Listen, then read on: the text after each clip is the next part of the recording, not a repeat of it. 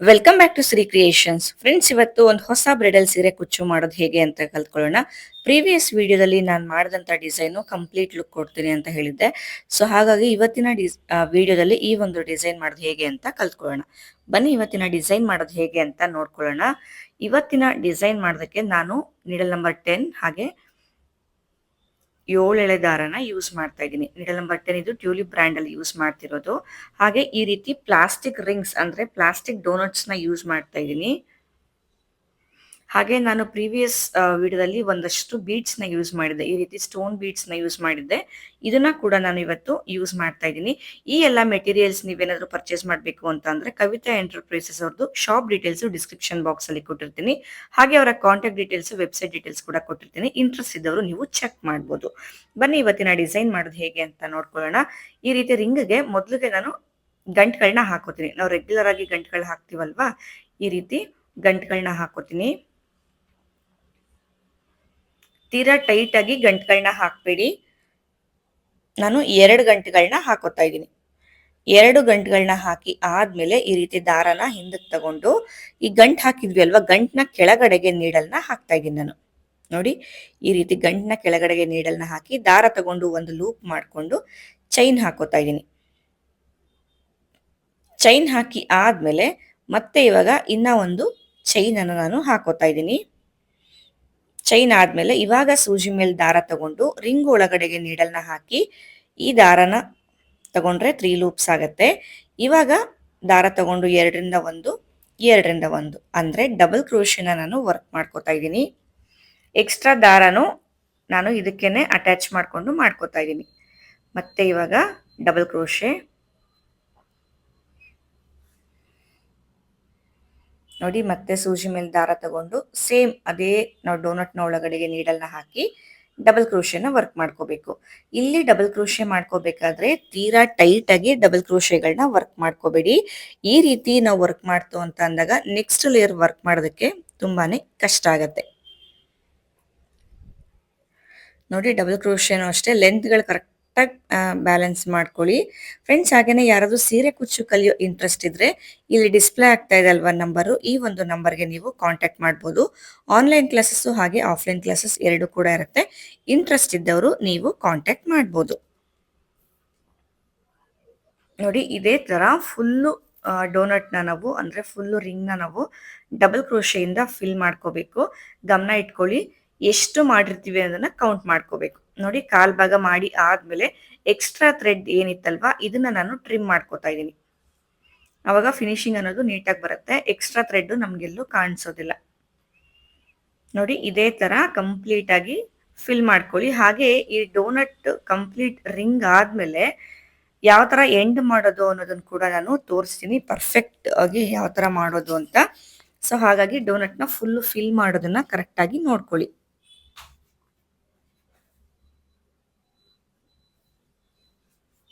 Double ಕ್ರೋಶೇನು ಅಷ್ಟೇ, ಇಲ್ಲಿ ತೀರಾ ಟೈಟಾಗಿ ಮಾಡ್ಕೋಬಾರ್ದು. ಸೊ ನೋಡಿ, ಈ ತರ ಎತ್ಕೊಂಡು ಒಂದು ಪಾಯಿಂಟ್, ನಾವು ಡೋನಟ್ಗಿನ್ನ ಒಂದು ಪಾಯಿಂಟ್ ಮೇಲೆ ನೀಡಲ್ನ ತಗೊಂಡು ಡಬಲ್ ಕ್ರೋಶೆನ ಸ್ಟಾರ್ಟ್ ಮಾಡ್ಕೋಬೇಕು. ಫಸ್ಟ್ ಈ ತರ ಆದ್ಮೇಲೆ ದಾರ ತಗೊಂಡು ಡೋನಟ್ನ ಕವರ್ ಮಾಡ್ಕೊಳ್ಳಿ. ಕವರ್ ಮಾಡಿ ಆದ್ಮೇಲೆ ಒಂದು ಪಾಯಿಂಟ್ ಮೇಲೆತ್ತಿ ನಾವು 2ರಲ್ಲಿ 1 ಮಾಡ್ಕೋಬೇಕು. ಇದು ಹಾಫ್ ರಿಂಗ್ ಆಯ್ತು. ಫುಲ್ ಕಂಪ್ಲೀಟ್ ಮಾಡಿ ನಾನು ತೋರಿಸ್ತೀನಿ ನಿಮ್ಗೆ. ಫುಲ್ ಕಂಪ್ಲೀಟ್ ಮಾಡಿದ್ಮೇಲೆ ಎಂಡಿಂಗ್ನ ಕರೆಕ್ಟ್ ಆಗಿ ನೋಡ್ಕೊಳ್ಳಿ. ನೋಡಿ, ಇಲ್ಲಿ ಫಸ್ಟ್ ನಾವು ಲಾಕ್ ಮಾಡ್ಕೊಂಡು ಚೈನ್ ಹಾಕಿದ್ವಿ ಅಲ್ವಾ, ಆ ಚೈನ್ಗೆ ನೀಡಲ್ನ ಹಾಕಿ ದಾರ ತಗೊಂಡು ಒಂದು ಸ್ಲಿಪ್ ನಾಟ್ನ ಹಾಕೋಬೇಕು. ನೋಡಿ, ಇಲ್ಲಿ ಸ್ಲಿಪ್ ನಾಟ್ ಅಂದ್ರೆ ಈ ರೀತಿ ಬರುತ್ತೆ. ಸೊ ಇದು ಕರೆಕ್ಟಾಗಿ ಬರಬೇಕು, ಎಲ್ಲೂ ಒಂದು ದಾರ ಕೂಡ ಬಿಡಬಾರ್ದು. ದಾರ ಸಿಕ್ಕಾಕೋತು, ಹಾಗಾಗಿ ರಿಮೂವ್ ಮಾಡಿ ಮತ್ತೆ ತೋರಿಸ್ತಾ ಇದ್ದೀನಿ. ಇವಾಗ ನೀಡಲಲ್ಲಿ ಏನು ಲೂಪ್ ಇದೆ ಅಲ್ವಾ, ಈ ಲೂಪಿಂದ ನಾವು ದಾರನ ಎಳ್ಕೋಬೇಕು. ಸೊ ಕರೆಕ್ಟಾಗಿ ನೋಡ್ಕೊಳ್ಳಿ, ನೀಡಲ್ನ ಇನ್ಸರ್ಟ್ ಮಾಡ್ಕೊಂಡು ಈ ದಾರನ ಒಳಗಡೆ ತಗೊಳ್ಳಿ. ತಗೊಂಡಿರೋ ದಾರನ ನೀಡಲಲ್ಲಿ ಫಸ್ಟೇ ಲೂಪ್ ಇತ್ತಲ್ಲ, ಆ ಲೂಪಿಂದ ಈ ರೀತಿ ಹೊರಗಡೆಗೆ ತೆಗಿಬೇಕು. ಸ್ವಲ್ಪ ಕಷ್ಟ ಅನ್ಸುತ್ತೆ ತೆಗಿಯೋದು. ಸೊ ತೆಗೆದಾದ್ಮೇಲೆ ಇಲ್ಲೇನು ಎಕ್ಸ್ಟ್ರಾ ಚೈನ್ಗಳನ್ನ ಹಾಕಿ ನಾವೇನು ದಾರ ಕಟ್ ಮಾಡ್ಕೊಳ್ಳೋ ಅಂತದೇನು ಬೇಡ, ಡೈರೆಕ್ಟ್ ಆಗಿ ಹೀಗೇನೆ ಕಟ್ ಮಾಡ್ಕೊಳ್ಳೋಣ. ಹೀಗೇನೆ ಕಟ್ ಮಾಡ್ಕೊಂಡು ನೀಡಲ್ನ ಮೇಲೆ ಕೆತ್ತಿದ್ರೆ ರಿಂಗ್ ನಮ್ಗೆ ಕಂಪ್ಲೀಟ್ ಆಗುತ್ತೆ. ಸೊ ಈ ದಾರನ ಈ ರೀತಿ ಟೈಟ್ ಮಾಡ್ಕೊಳ್ಳಿ. ಸೊ ಈ ರೀತಿ ಮಾಡ್ಕೊಂಡಾಗ ರಿಂಗ್ ನಮ್ಗೆ ರೌಂಡ್ ಶೇಪ್ ಕರೆಕ್ಟ್ ಆಗಿ ಬರುತ್ತೆ, ಎಲ್ಲೂ ಹೆಚ್ಚು ಕಡಿಮೆ ಅನ್ನೋದು ಬರೋದಿಲ್ಲ. ಸೊ ಇವಾಗ ರಿಂಗ್ ನ ಟರ್ನ್ ಮಾಡ್ಕೊಂಡು ನಾನು ಎಷ್ಟು ದಾರ ಬೇಕೋ ಅಷ್ಟು ದಾರನ ಕಟ್ ಮಾಡ್ಕೋತೀನಿ. ಸೊ ತುಂಬಾ ಉದ್ದ ದಾರ ಬಿಟ್ಟು ನಾವು ಗಮ್ ಹಾಕೋದ್ ಬೇಡ, ಸ್ವಲ್ಪ ಚಿಕ್ಕದಾಗಿ ದಾರ ಬಿಟ್ಟು ಗಮ್ ಹಾಕೊಳ್ಳೋಣ. ನೋಡಿ ಈ ರೀತಿ ಕಟ್ ಮಾಡ್ಕೊಂಡು ಮತ್ತೆ ಇದನ್ನ ಟೈಟ್ ಮಾಡ್ಕೊಳ್ಳಿ. ಇವಾಗ ನಾನು ಇದಕ್ಕೆ ಫ್ಯಾಬ್ರಿಕ್ ಗ್ಲೂನ ಯೂಸ್ ಮಾಡ್ತಾ ಇದ್ದೀನಿ. ಸೊ ನೀವ್ ಏನೇನ್ ಮೆಟೀರಿಯಲ್ಸ್ ಯೂಸ್ ಮಾಡ್ತೀರಾ ಅಂತ ಕೇಳಿದ್ರಿಂದ ನಾನು ಕಂಪ್ಲೀಟ್ ಏನ್ ಯೂಸ್ ಮಾಡ್ತಾ ಇದ್ದೀನಿ ಅನ್ನೋದನ್ನ ವಿಡಿಯೋದಲ್ಲಿ ನಾನು ತೋರಿಸ್ತಾ ಹೋಗ್ತಾ ಇದ್ದೀನಿ. ಸೊ ಯಾವ್ದ್ಯಾವ್ದು ಅಂತ ಅಂದಾಗ ನೀವು ವಿಡಿಯೋ ನೋಡಿದಾಗ ಗೊತ್ತಾಗುತ್ತೆ. ಸೊ ಹಿಂದಕ್ಕೆ ಈ ರೀತಿ ಗಮ್ ಹಾಕೊಂಡು ಮತ್ತೆ ಟೈಟ್ ಮಾಡ್ಕೊಂಡು ಟೈಟ್ ಆಗಿ ಹಿಂದಕ್ಕೆ ಈ ರೀತಿ ಗಮ್ಗೆ ಎಕ್ಸ್ಟ್ರಾ ದಾರ ಏನಿದೆ ಅಲ್ವಾ ಅದನ್ನ ಅಟ್ಯಾಚ್ ಮಾಡ್ಕೊಳ್ಳಿ. ಅಂದ್ರೆ ಅಂಟಿಸ್ಕೋಬೇಕು. ಇವಾಗ ಫ್ರಂಟ್ ಸೈಡ್ ತಗೊಂಡ್ರೆ ನೋಡಿ ರಿಂಗ್ ಅನ್ನೋದು ಕರೆಕ್ಟ್ ಆಗಿದೆ. ಅದೇ ನಾವು 2 ಚೈನ್ ಹಾಕಿ ಕಟ್ ಮಾಡಿದಾಗ ನಮ್ಗೆ 2 ಚೈನ್ ಹಾಕಿರ್ತೀವಲ್ಲ ರಿಂಗ್ ಒಂದ್ ಸ್ವಲ್ಪ ಮೇಲ್ ಬಂದಿರೋ ತರ ಕಾಣಿಸುತ್ತೆ. ಸೊ ಇವಾಗ ನೆಕ್ಸ್ಟ್ ಲೇಯರ್ ಮಾಡ್ಕೊಳ್ಳೋದಕ್ಕೆ ಇದು ಬಂದು ಗಮ್ ಹಾಕಿದ್ದಲ್ವಾ, ಅಲ್ಲಿಂದ 4ನೇ ಡಬಲ್ ಕ್ರೋಶೆ ಮೇಲೆ ಬರೋ ಚೈನ್ಗೆ ನಾವು ಇನ್ನೊಂದ್ ಕಲರ್ ದಾರಾನ ಆಡ್ ಮಾಡ್ಕೋಬೇಕು. ನೋಡಿ ಈ ರೀತಿ ದಾರ ಒಳಗಡೆ ತಗೊಂಡು ನಾವು ಅವಾಗ್ಲೇ ಹೇಗೆ ರಿಂಗ್ ನ ಒಳಗಡೆ ಗಂಟ್ ಹಾಕಿದ್ವಿ ಅಲ್ವಾ, ಅದೇ ತರ ಇಲ್ಲೂ ಕೂಡ ನಾವು ಗಂಟ್ಗಳನ್ನ ಹಾಕೋಬೇಕು.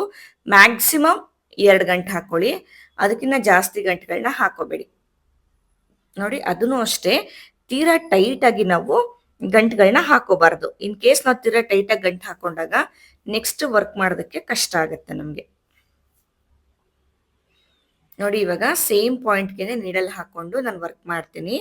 ಸೇಮ್ ಪಾಯಿಂಟ್ಗೆ ನೀಡಲ್ ಹಾಕೊಂಡು ದಾರ ತಗೊಂಡ್ರೆ ಒಂದು ಲೂಪ್ ಫಾರ್ಮ್ ಆಗುತ್ತೆ. ಆ ಲೂಪಿಂದ ಒಂದು ಚೈನ್ ಹಾಕೋಬೇಕು. ಸೊ ಇದು ಫಸ್ಟ್ ಸ್ಟಾರ್ಟಿಂಗ್ ಲಾಕ್ ಅಂತ ಆಗುತ್ತೆ. ಇವಾಗ ನಾನು ಮತ್ತೆ ಚೈನ್ ಹಾಕೋತಾ ಇದ್ದೀನಿ. ಒಂದು ಚೈನ್ ಹಾಕೊಂಡು ಸೂಜಿ ಮೇಲೆ ದಾರ ತಗೊಂಡು ನೋಡಿ ನೆಕ್ಸ್ಟ್ ಡಬಲ್ ಕ್ರೋಶೆ ಮೇಲೆ ಬರೋ ಚೈನ್ಗೆ ನಾನು ಡಬಲ್ ಕ್ರೋಶೆನ ವರ್ಕ್ ಮಾಡ್ತಾ ಇದ್ದೀನಿ. ಸೊ ಇಲ್ಲಿ ಬ್ಯಾಕ್ ಗ್ರೌಂಡ್ ನಾನು ವೈಟ್ ಹಾಕಿರೋದ್ರಿಂದ ಸ್ವಲ್ಪ ನಿಮ್ಗೆ ಕಷ್ಟ ಅನ್ಸುತ್ತೆ, ಕ್ಲಿಯರ್ ಆಗಿ ಗೊತ್ತಾಗ್ತಾ ಇಲ್ಲ. ಮತ್ತೆ 3 ಚೈನ್ ಹಾಕೊಂಡು ನಾನೇನ್ ಇವಾಗ ಡಬಲ್ ಕ್ರೋಶೆ ಮಾಡಿದೆ ಅಲ್ವಾ, ಅದೇ ಡಬಲ್ ಕ್ರೋಶೆಗೆ ನೋಡಿ ಈ ಗ್ಯಾಪ್ಗೆ ನಾವು 3 ಚೈನ್ ನ ಲಾಕ್ ಮಾಡ್ಕೋಬೇಕು. ಸೊ ಇಲ್ಲಿ ವರ್ಕ್ ಮಾಡ್ತಿರೋದು ಕೂಡ ವೈಟ್, ಬ್ಯಾಕ್ ಗ್ರೌಂಡ್ ಕೂಡ ವೈಟ್ ಇರೋದ್ರಿಂದ ಸ್ವಲ್ಪ ನಿಮ್ಗೆ ಕಷ್ಟ ಆಗ್ಬೋದು, ಅಂದ್ರೆ ಅರ್ಥ ಆಗದೆ ಇರ್ಬೋದು. ಬಟ್ ನಾನು ಏನ್ ಎಕ್ಸ್ಪ್ಲೈನ್ ಮಾಡ್ತೀನಿ ಅದನ್ನ ನೀವು ಕ್ಯಾಚ್ ಮಾಡ್ಕೊಂಡಾಗ ನಿಮ್ಗೆ ಈಸಿಯಾಗಿ ಗೊತ್ತಾಗುತ್ತೆ. ನೋಡಿ ನೆಕ್ಸ್ಟ್ ಡಬಲ್ ಕ್ರೋಶೆ ಮೇಲೆ ಬರೋ ಚೈನ್ಗೆ ಮತ್ತೆ ಡಬಲ್ ಕ್ರೋಶೆನ ವರ್ಕ್ ಮಾಡ್ಕೋಬೇಕು. ಡಬಲ್ ಕ್ರೋಶೆ ಆದ್ಮೇಲೆ ಇವಾಗ ನಾವು 3 ಚೈನ್ ಹಾಕೊಂಡು ನಾವೇನು ಡಬಲ್ ಕ್ರೋಶೆ ಮಾಡಿದ್ವಿ ಅಲ್ವಾ, ಅದೇ ಡಬಲ್ ಕ್ರೋಶೆಗೆ ನಾವು ಲಾಕ್ ಅನ್ನ ಮಾಡ್ಕೋಬೇಕು 3 ಚೈನ್. ಸೊ ಇದು ಪಿಕಾಟ್ ಸ್ಟಿಚ್ ಅಂತ ಹೇಳ್ತೀವಿ, ಡಬಲ್ ಕ್ರೋಶೆಯಿಂದ ವರ್ಕ್ ಮಾಡ್ತಿರೋದು. ಮತ್ತೆ ಇವಾಗ ನೆಕ್ಸ್ಟ್ ಡಬಲ್ ಕ್ರೋಶೆ ಮೇಲೆ ಚೈನ್ಗೆ ಇದೇ ತರ ಪ್ರತಿ ಡಬಲ್ ಕ್ರೋಶೆ ಮೇಲೆ ಬರೋ ಚೈನ್ಗೂ ಸಹ ನಾವು ಡಬಲ್ ಕ್ರೋಶೆನ ಮಾಡ್ಕೊಂಡು 3 ಚೈನ್ ಹಾಕೋಬೇಕು. ನೋಡಿ ಈ ರೀತಿ 3 ಚೈನ್ ಹಾಕೊಂಡು ನಾವೇನ್ ಡಬಲ್ ಕ್ರೋಶೆ ಮಾಡಿದ್ವಿ ಅಲ್ವಾ, ಅದೇ ಡಬಲ್ ಕ್ರೋಶೆಗೆ ನಾವು 3 ಚೈನ್ ನ ಲಾಕ್ ಮಾಡ್ಕೋಬೇಕು. ನೋಡಿ ಮತ್ತೆ ಡಬಲ್ ಕ್ರೋಶೆ ಆದ್ಮೇಲೆ 3 ಚೈನ್ ಹಾಕಿ ಲಾಕ್ ಮಾಡೋದು ಕಂಪಲ್ಸರಿ. ಅದನ್ನ ಕರೆಕ್ಟ್ ಆಗಿ ನೆನ್ಪಿಟ್ಕೊಳ್ಳಿ. 3 ಚೈನ್ ಹಾಕಿ ಲಾಕ್ ಮಾಡಿದಾಗ ಮಾತ್ರ ಅದು ಪಿಕಾಟ್ ಸ್ಟಿಚ್ ಆಗೋದು ನಮ್ಗೆ. ನೋಡಿ ಈ ರೀತಿ ನಾನು ಬ್ಯಾಕ್ ಗ್ರೌಂಡ್ ಅಲ್ಲಿ ಏನು ವೈಟ್ ಯೂಸ್ ಮಾಡಿದೀನಿ ಅಲ್ವಾ, ಅಲ್ಲಿ ಡಿಫ್ರೆಂಟ್ ಕಲರ್ ಏನಾದ್ರು ನಾನು ಯೂಸ್ ಮಾಡಿದ್ರೆ ಸೊ ನಿಮ್ಗೆ ಈಸಿಯಾಗಿ ಐಡಿಯಾ ಬಂದ್ಬಿಡ್ತಾ ಇತ್ತು. ಯೂಶಲಿ ನಾನು ವೈಟ್ ಬ್ಯಾಕ್ ಗ್ರೌಂಡ್ ಅಲ್ಲಿ ವಿಡಿಯೋ ಶೂಟ್ ಮಾಡೋದ್ರಿಂದ ಸೊ ಅದನ್ನೇ ಮಾಡ್ತಿರೋದು. ಇಲ್ಲಿ ನನ್ನ ಕಸ್ಟಮರ್ ಕೂಡ ಅವರು ಹೇಳಿರೋಂಥ ಕಲರ್ ಕಾಂಬಿನೇಷನ್ ಅಲ್ಲೇ ನಾನು ಮಾಡ್ತಿರೋದು. ಸೊ ಈ ರೀತಿ ರಿಂಗ್ ಮಾಡಿದಾಗ ನಿಮ್ಗೆ ಪ್ರೀವಿಯಸ್ ವಿಡಿಯೋದಲ್ಲಿ ನಾನು ರಿಂಗ್ ಹೇಗ್ ಮಾಡೋದು ಅಂತ ಹಾಕಿರ್ಲಿಲ್ಲ, ಅಂದ್ರೆ ಈ ಪ್ಯಾಚಸ್ ತರ ಮಾಡಿದೀವಲ್ಲ ಅದನ್ನ. ಸೊ ಅದಕ್ಕೆ ನಾನು ನೆಕ್ಸ್ಟ್ ವಿಡಿಯೋದಲ್ಲಿ ಹಾಕ್ತೀನಿ ಅಂತ ಹೇಳಿದೆ. ಸೊ ಇವಾಗ ಹಾಕ್ತಿದ್ದೀನಿ, ನೋಡ್ಕೋಬಹುದು. ಮತ್ತೆ ಕೊನೆಯಲ್ಲಿ 2 ಚೈನ್ ಹಾಕೊಂಡು ಕೊನೆ ಡಬಲ್ ಕ್ರೋಶ್ ಏನ್ ಮಾಡಿದ್ವಿ ಅಲ್ವಾ, ಅದೇ ಪಾಯಿಂಟ್ಗೆ 2 ಚೈನ್ ನ ಲಾಕ್ ಮಾಡ್ಕೋಬೇಕು. ನಾವು ಎಂಡಿಂಗ್ ಕೂಡ ಕರೆಕ್ಟ್ ಆಗಿ ಮಾಡ್ಕೋಬೇಕು. ಇವಾಗ 2 ಚೈನ್ ಹಾಕೊಂಡು ದಾರಾನ ಫೈನಲ್ ಆಗಿ ಕಟ್ ಮಾಡ್ಕೊಳ್ಳಿ. ಸೊ ಈ ರೀತಿ ಎಂಡಿಂಗ್ ಅಲ್ಲಿ ನಾವು 2 ಚೈನ್ ಹಾಕಿ ಲಾಕ್ ಮಾಡಿದಾಗ ನಮ್ಗೆ ಫಿನಿಶಿಂಗ್ ಅನ್ನೋದು ನೀಟಾಗಿ ಬರುತ್ತೆ. ನೋಡಿ ಈ ರೀತಿ ಹಿಂದಕ್ಕೆ ನಾವು ಪೇಸ್ಟ್ ಮಾಡ್ಕೊಂಡಾಗ ಅಂಟಿಸ್ಕೊಂಡಾಗ ಸ್ಟಾರ್ಟಿಂಗು ಹಾಗೆ ಎಂಡಿಂಗ್ ಫಿನಿಶಿಂಗು ನಮ್ಗೆ ನೀಟಾಗಿ ಬರುತ್ತೆ. ನಾನು ಇದಕ್ಕೆ ಗ್ಲೂ ಹಾಕಿ ನಿಮ್ಗೆ ಅಂಟಿಸ್ಬಿಟ್ಟು ತೋರಿಸ್ತೀನಿ ಫಿನಿಶಿಂಗ್ ಯಾವ ರೀತಿ ಬರುತ್ತೆ ಅನ್ನೋದು. ಸೊ ಎಂಡಿಂಗ್ ಅಲ್ಲೂ ಅಷ್ಟೇ, ಸ್ಟಾರ್ಟಿಂಗ್ ಅಲ್ಲಿ 4th ಒನ್ಗೆ ನಾವೇನು ಸ್ಟಾರ್ಟ್ ಮಾಡ್ಕೊಂಡಿದ್ವಿ ಅಲ್ವಾ ವೈಟ್ ಕಲರ್ದು, ಎಂಡಿಂಗ್ ಅಲ್ಲೂ ಅಷ್ಟೇ 4th ಒನ್ ಇನ್ನೂ 4 ಇದೆ ಅನ್ನಂಗೆ ನಾವು ಎಂಡ್ ಮಾಡ್ಕೊಂಡ್ಬಿಡ್ಬೇಕು ರಿಂಗ್ನ, ಪಿಕಾಟ್ನ. ನೋಡಿ ಈ ರೀತಿ ಕಟ್ ಮಾಡ್ಕೊಂಡು ನಾವು ದಾರಗಳನ್ನ ಅಂಟಿಸ್ಕೋಬೇಕು ಗ್ಲೂ ಹಾಕಿ. ನೋಡಿ ವೈಟ್ ಕಲರ್ ಇತ್ತಲ್ವಾ, ಅದೇ ವೈಟ್ ಕಲರ್ ಮೇಲೆ ಗ್ಲೂ ಹಾಕಿ ಅಂಟಿಸ್ಕೊಳ್ಳಿ. ಅವಾಗ ನಮ್ಗೆ ಅಷ್ಟು ಆಡ್ ಆಗಿ ಕಾಣಿಸೋದಿಲ್ಲ. ಅದೇ ನೀವು ವೈಟ್ ತರನ ಪಿಂಕ್ ಮೇಲೆ ಅಂಟಿಸ್ಕೊಂಡ್ರೆ ಆಡ್ ಆಗಿ ಕಾಣಿಸುತ್ತೆ. ಸೊ ಇದು ಕೂಡ ಕೆಲವೊಂದು ಚಿಕ್ಕ ಚಿಕ್ಕ ಟಿಪ್ಸ್ ಕೂಡ ನೀವು ಫಾಲೋ ಮಾಡಿದ್ರೆ ಡಿಸೈನ್ ಅನ್ನೋದು ನೀಟಾಗಿ ಬರುತ್ತೆ. ನೋಡಿ ನೀಟಾಗಿ ಅಂಟಿಸ್ಕೊಳ್ಳಿ.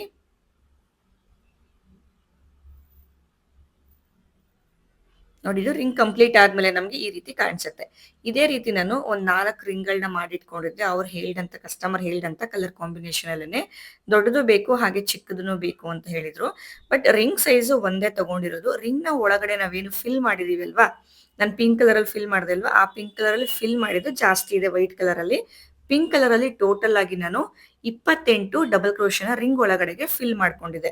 ಅದೇ ವೈಟ್ ಕಲರ್ ಏನ್ ಫಿಲ್ ಮಾಡಿದೀನಿ ಅಲ್ವಾ? ಅಲ್ಲಿ 34 ಮಾಡ್ಕೊಂಡಿದ್ದೆ. ಸೊ ಈ ರೀತಿ ಕೌಂಟಿಂಗ್ಸ್‌ನ ವೇರಿಯೇಷನ್ ಮಾಡ್ಕೊಂಡಾಗ ನಮ್ಗೆ ಡೋನಟ್ ಅನ್ನೋದು ದೊಡ್ಡದು ಚಿಕ್ಕದು ಮಾಡ್ಕೋಬಹುದು. ಸೊ ಇಲ್ಲಿ ನೆಕ್ಸ್ಟ್ ಬೀಡ್‌ನ ಅಂಟಿಸ್ಕೋಬೇಕಾದ್ರೆ ಫ್ರಂಟ್ ಟು ಬ್ಯಾಕ್‌ನ ನೋಡ್ಕೊಳ್ಳಿ. ಬ್ಯಾಕ್ ಸೈಡ್‌ನ ಬಿಟ್ಟು ಫ್ರಂಟ್ ಸೈಡ್‌ಗೆ ಈ ರೀತಿ ಗ್ಲೂನ ಹಾಕೊಂಡು ಅಂಟಿಸ್ಕೋಬೇಕು. ನಾನೇನು ಅವಾಗಲೇ ಸ್ಟೋನ್ ಬೀಡ್‌ನ ತೋರಿಸ್ದೆ ಅಲ್ವಾ? ಅದನ್ನ ಈ ರೀತಿ ಅಂಟಿಸ್ಕೊಳ್ಳಿ. ಸೊ ಈ ಜಾಗಕ್ಕೆ ಈ ಕಾಯಿನ್ಸ್ ಬರುತ್ತಲ್ಲ, ಲಕ್ಷ್ಮಿ ಕಾಯಿನ್ಸ್ ಎಲ್ಲ ಬರುತ್ತಲ್ಲ, ಆ ಕಾಯಿನ್ಸ್‌ನ ಕೂಡ ನೀವು ಅಂಟಿಸ್ಕೋಬಹುದು. ಬಟ್ ಈ ಒಂದು ರಿಂಗ್‌ನ ಅಂಟಿಸಿದಾಗ ತುಂಬಾ ಚೆನ್ನಾಗಿ ಕಾಣಿಸುತ್ತೆ. ಲೈಟ್ ಕಲರ್ ಕಾಂಬಿನೇಷನ್‌ಗೆ ತುಂಬಾ ಹೈಲೈಟ್ ಏನಾಗೋದಿಲ್ಲ ಈ ಒಂದು ಬೀಡು. ಡಾರ್ಕ್ ಕಲರ್ ಅಲ್ಲಿ ನಾವೇನ್ ವರ್ಕ್ ಮಾಡ್ತೀವಿ ಅಲ್ವಾ? ಅವಾಗ ಸಖತ್ತಾಗಿ ಹೈಲೈಟ್ ಆಗುತ್ತೆ ಇದು. ಸೊ ಹಾಗಾಗಿ ಲೈಟ್ ಕಲರ್ಸ್‌ಗೆ ಆದಷ್ಟು ನೀವು ಲಕ್ಷ್ಮಿ ಕಾಯಿನ್ಸ್‌ನ ಅಟ್ಯಾಚ್ ಮಾಡ್ಕೊಳ್ಳಿ. ಇಲ್ಲಿ ಡಾರ್ಕ್ ಕಲರ್ಸ್ ಏನಾದ್ರು ಮಾಡ್ಕೊಂಡಾಗ ಮಾತ್ರ ಈ ರೀತಿ ಸ್ಟೋನ್ ಇದನ್ನ ನೀವು ಅಟ್ಯಾಚ್ ಮಾಡ್ಕೋಬಹುದು. ಸೊ ಎಲ್ಲದಕ್ಕೂ ನಾನು ಅಟ್ಯಾಚ್ ಮಾಡ್ಕೋತಾ ಇದ್ದೀನಿ. ಮತ್ತೆ ಹೇಳ್ತಾ ಇದ್ದೀನಿ. ಆ, ಕೆಲವೊಬ್ರು ನೀವು ಮೆಸೇಜ್ ಮಾಡ್ತೀರಾ ನನಗೆ, ಯಾಕೆ ಲೈಟ್ ಕಲರ್ ಅಲ್ಲೇ ನೀವು ಮಾಡಿ ತೋರಿಸ್ತಾ ಇದ್ದೀರಾ ಅಂತ ಹೇಳಿ. ಆಕ್ಚುಲಿ ಇದು ನಾನು ವರ್ಕ್ ಮಾಡುವಂತ ಬೂಟಿಕ್ ಅಲ್ಲಿ ನನಗೆ ಕೊಟ್ಟಂತ ಕಲರ್ ಕಾಂಬಿನೇಷನ್. ಸೊ ಅದಕ್ಕೆ ರಿಲೇಟ್ ಆಗಿ ನಾನು ವರ್ಕ್ ಮಾಡಿದ್ದೀನಿ. ಅದಕ್ಕೆ ಸ್ಟೋನ್ಸ್ ನ ಅಂಟಿಸ್ಕೊಂಡಿದ್ದೀನಿ. ಅದೇ ಬೇರೆ ಕಲರ್ ಏನಾದ್ರು ಸ್ಯಾರಿಗೆ ನಾನು ವರ್ಕ್ ಮಾಡಿದಾಗ ನಾನು ಬೇರೆ ಕಲರ್ ಲುಕ್ ಯಾವ ತರ ಕಾಣಿಸುತ್ತೆ ಅನ್ನೋದು ಕೂಡ ಫ್ಯೂಚರ್ ಅಲ್ಲಿ ಹಾಕ್ತೀನಿ. If in case same design ಬಂದಾಗ ಡಿಫ್ರೆಂಟ್ ಕಲರ್ ಕಾಂಬಿನೇಷನ್ ಅಲ್ಲಿ. ಇಲ್ಲಾಂದ್ರೆ ನಮ್ದೇ ಅದನ್ನ ಸ್ಯಾರಿಗೆ ಮಾಡಿ ನಾನು ಹಾಕಿ ತೋರಿಸ್ತೀನಿ ನಿಮ್ಗೆ. ಸೊ ಲೈಟ್ ಕಲರ್ ಆಗಿರೋದ್ರಿಂದ ಹೈಲೈಟ್ ಆಗೋದಿಲ್ಲ. ನನಗೆ ಗೊತ್ತು ವಾಟ್ಸಪ್ಪಲ್ಲಿ ನೀವೆಲ್ಲ ಮೆಸೇಜ್ ಮಾಡ್ತೀರಾ ಅಂತ. ಸೊ ಹಾಗಾಗಿ ಮುಂಚೆನೆ ಹೇಳ್ಬಿಟ್ಟಿದ್ದೀನಿ ನಾನು. ಸೊ ಈ ರೀತಿ ಎಲ್ಲದಕ್ಕೂ ನಾವು ಬೀಡ್ಸ್‌ನ ಹಾಕೊಂಡಾದ್ಮೇಲೆ ನಾವಿದನ್ನ ಅಟ್ಯಾಚ್ ಮಾಡ್ಕೋಬೇಕು ಸ್ಯಾರಿಗೆ. ಸೊ ಇವತ್ತು ನಾನು ಸ್ಯಾರಿಗೆ ಅಟ್ಯಾಚ್ ಮಾಡಿ ತೋರಿಸ್ತಾ ಇಲ್ಲ. ನಾನು ಲೇಸ್‌ಗೆ ಅಟ್ಯಾಚ್ ಮಾಡಿ ತೋರಿಸ್ತಾ ಇದ್ದೀನಿ. ಸೊ ಇಲ್ಲಿ ಲೇಸ್‌ನ ಕಲರ್ ಯಾವ್ದಿದೆ ಅದು ಗೊತ್ತಾ? ಅದೇ ಕಲರ್ ದಾರನ ತಗೊಂಡಿದ್ದೀನಿ. ಸೊ ಇಲ್ಲಿ ಸ್ಯಾರಿನಲ್ಲಿ ಯಾವ ಕಲರ್ ದಾರ ಇರುತ್ತೆ ಅಲ್ವಾ? ಆ ಕಲರ್ ದಾರನೇ ನೀಡಲ್ಗೆ ಹಾಕೋಬೇಕು, ಹೆಮ್ಮಿಂಗ್ ನೀಡಲ್ಗೆ. ನೋಡಿ ಈ ರೀತಿ ಅಟ್ಯಾಚ್ ಮಾಡ್ಕೊಂಡಾಗ 2 ದಾರ ಇರುತ್ತಲ್ವಾ? 2 ಮಧ್ಯ ನಾವು ನೀಡಲ್‌ನ ಹಾಕಿ ಈ ರೀತಿ ನಾಟ್‌ನ ಫಿಕ್ಸ್ ಮಾಡ್ಕೋಬೇಕು. ನಾಟ್ ಏನಾಗುತ್ತೆ ನಮ್ಗೆ ಫ್ರಂಟ್ ಸೈಡ್‌ಗೆ ಬರುತ್ತೆ. ಸೊ ಹಿಂದಕ್ಕೆ ಈ ರೀತಿ ನಾಟ್‌ನ ಕಳಿಸ್ಕೊಂಡು ಟೈಟ್ ಮಾಡ್ಕೋಬೇಕು. ಮತ್ತೆ ಸೇಮ್ ಪಾಯಿಂಟ್ ಇಂದ ನೀಡಲ್‌ನ ಹಾಕಿ ಒಂದು ನಾಟ್ ಹಾಕೊಳ್ಳಿ.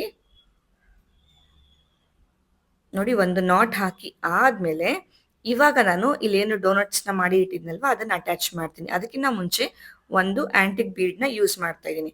ಅವ್ರಿಗೆ ಡೋನಟ್‌ಗೆ ರಿಲೇಟ್ ಆಗಿರೋ ಬೀಡೇ ಬೇಕು ಅಂತ ಅಂದ್ರು. ಸೊ ಹಾಗಾಗಿ ಈ ಬೀಡ್‌ನ ಯೂಸ್ ಮಾಡ್ತಿರೋದು.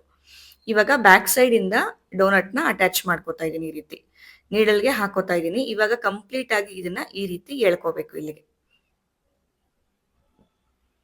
ನೋಡಿ ಈ ತರ ಎಳ್ಕೊಂಡು ಟೈಟ್ ಮಾಡ್ಕೊಳ್ಳಿ. ಟೈಟ್ ಆದ್ಮೇಲೆ ಇವಾಗ ಬರೀ ಬೀಡು ಹಾಗೆ ಇಲ್ಲಿ ಲೇಸ್ ಇದೆ ಅಲ್ವಾ? ಎರಡರಿಂದಾನು ಸೇರಿಸಿ ಮತ್ತೆ ನೀಡಲ್‌ನ ಮೇಲಕ್ಕೆ ತಗೋಬೇಕು ನಾವು. ವೇರಿಯೇಷನ್ ಮಾಡ್ಕೊಳಕ್ ಹೋಗ್ಬೇಡಿ. ಸ್ಯಾರಿಗೆ ಮಾಡಿದಾಗ ನಮ್ಗೆ ಈಸಿಯಾಗಿ ಬರುತ್ತೆ. ಲೇಸ್ ಅನ್ನೋದು ಸ್ವಲ್ಪ ಗ್ರಿಪ್ಪು ಕಡಿಮೆ ಸಿಗುತ್ತೆ ನಮ್ಗೆ.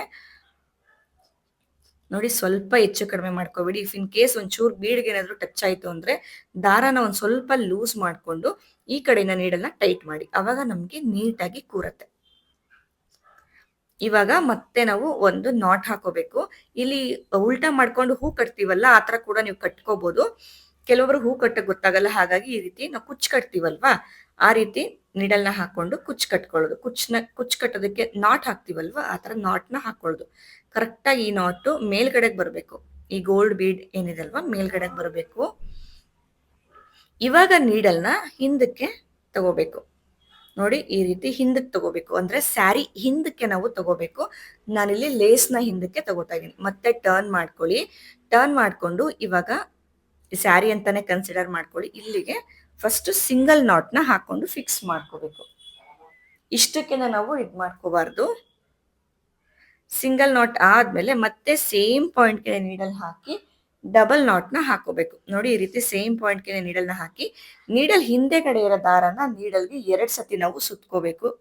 ಸುತ್ಕೊಂಡು ಈ ರೀತಿ ಎಳ್ಕೋಬೇಕು ನಾವು. ನೀಟಾಗಿ ಎಳ್ಕೊಳ್ಳಿ. ಎಳ್ಕೊಂಡಾದ್ಮೇಲೆ ಇಲ್ಲೇನು ಗೋಲ್ಡ್ ಬೀಡ್ ಇದೆ ಅಲ್ವಾ, ಗೋಲ್ಡ್ ಬೀಡ್ ಒಳಗಡೆಯಿಂದ ನೀಡಲ್‌ನ ಪಾಸ್ ಮಾಡ್ಕೋಬೇಕು.